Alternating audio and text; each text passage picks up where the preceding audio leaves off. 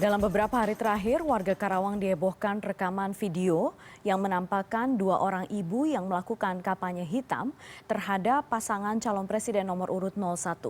Kedua ibu ini menyatakan jika terpilih kembali sebagai presiden, Jokowi akan melarang kumandang azan dan melegalkan pernikahan sesama jenis. Video dua orang ibu yang sedang berbicara dengan seorang pria di sebuah rumah viral di media sosial. Menggunakan bahasa Sunda, mereka mengimbau agar tidak memilih pasangan calon presiden nomor urut 01 Jokowi dan Ma'ruf Amin pada Pilpres mendatang.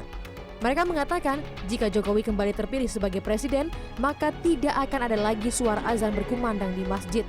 Selain itu, pernikahan sesama jenis juga akan dilegalkan.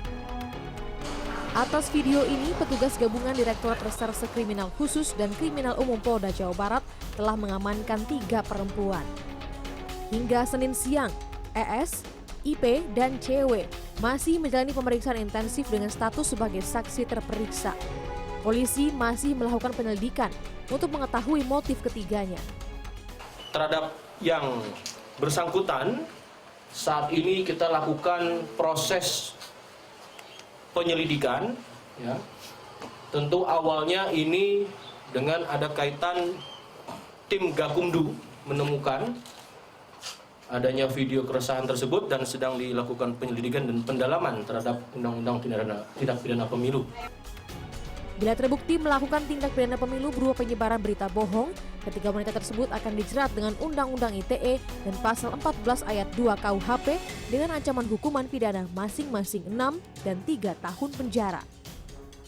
Senin sore, tim pemenangan nasional Jokowi Ma'ruf secara resmi telah melaporkan masalah ini ke Bareskrim Polda Jabar. Pelaporan ini dilakukan agar ada efek jerak kepada siapapun yang mencoba-coba untuk melakukan kampanye negatif terhadap calon manapun. Cawapres nomor urut 01 Ma'ruf Amin mengatakan apa yang disampaikan oleh orang-orang dalam video tersebut merupakan hoaks yang harus dilawan.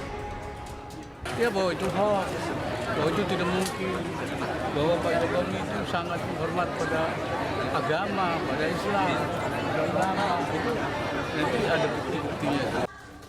Sementara itu, calon wakil presiden nomor urut 02 Sandiaga Uno yang tengah berkampanye di Kupang, NTT, menyatakan ia belum menerima laporan mengenai video tersebut. Sandi mengimbau agar Pilpres tidak digunakan untuk menebar ujaran kebencian. Belum mendapat laporan, tapi jangan kita gunakan Pilpres ini untuk menebar ujaran kebencian karena kita memang sudah berkomitmen untuk kampanye dengan damai, kampanye dengan sejuk, santun, dan itu yang sudah kami lakukan.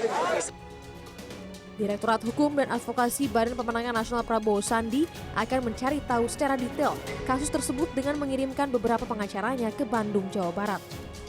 Tim Liputan, CNN Indonesia. Dan saat ini kami sudah terhubung dengan Kabid Humas Polda Jawa Barat, Kombes Pol Truno Yudo. Selamat malam Pak Yudo. Selamat malam Mbak Putri. Pak Yudo, yang terbaru informasinya Bawaslu tidak menemukan unsur pelanggaran. Kasus ini akan diteruskan atau tidak? Lalu apa yang disangkakan kepada mereka ini? Baik, kami jelaskan di sini dulu Mbak Putri. Sebelumnya memang tentu dugaan awal kalau konten yang kita dapatkan sesuai dengan pada akun Twitter Citra Wida 5, itu kita dapatkan memang soal itu adalah suatu serangkaian tindakan dalam berkampanye. Dan tentu ini ranahnya adalah Bawaslu. Awal dari Bawaslu tentu kita tindak lanjuti dengan tim Gakumdu dan kita lakukan penyelidikan lebih dalam. Namun dalam proses penyelidikan pada saat itu kita juga melakukan serangkaian penyelidikan yaitu terkait dengan Undang-Undang ITE dan juga terkait dengan masalah Undang-Undang Peraturan Hukum Pidana.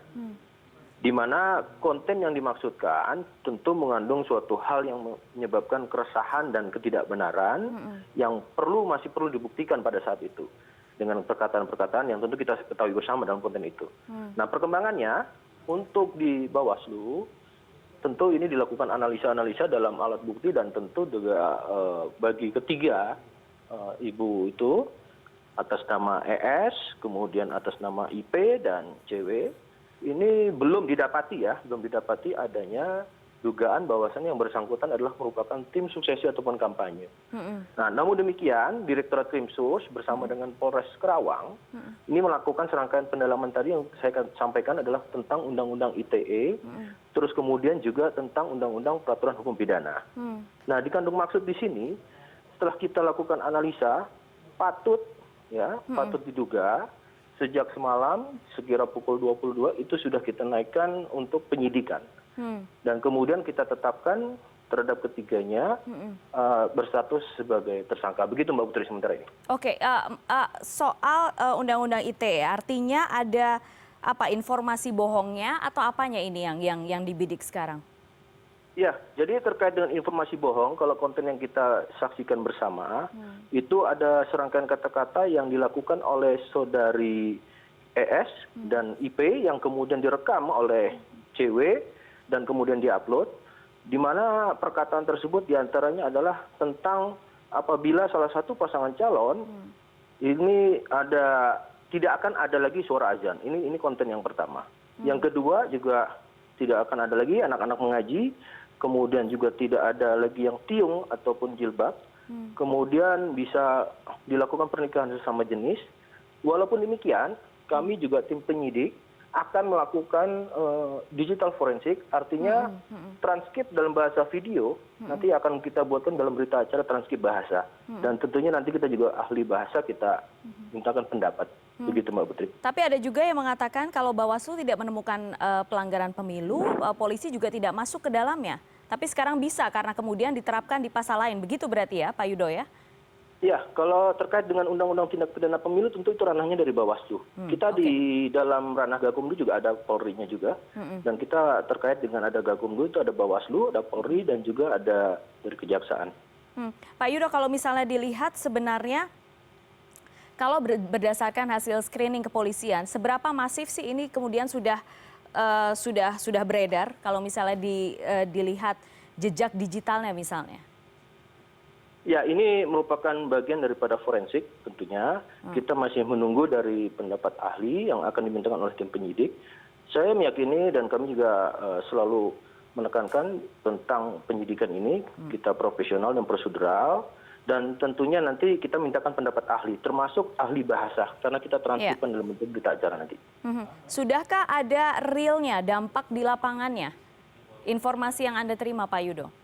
Ya, tentunya kita ketahui pada hari Minggu, ya, ini sudah sangat viral, terutama ini ada di WA ya, berkembangnya dari akun Twitter, terus kemudian berkembang, kita ketahui dan kita langsung lakukan penyelidikan. Dan ini akan memunculkan tentunya potensi konflik. Dalam arti Polri di sini, Polda Jabar melakukan tindakan preventif, dari artinya ada potensi konflik. Kemudian kami Polda Jabar juga melakukan ini dalam rangka untuk menjaga tatanan demokrasi yang baik dan berlaku di dalam Undang-Undang Negara Republik Indonesia. Baik. Begitu Mbak Putri. Baik, Pak Yudo, terima kasih banyak. Kabid Humas Polda Jawa Barat. Baik, terima kasih. Kombes Pol Truno Yudo. Untuk menyaksikan video lengkapnya, klik link di bawah ini.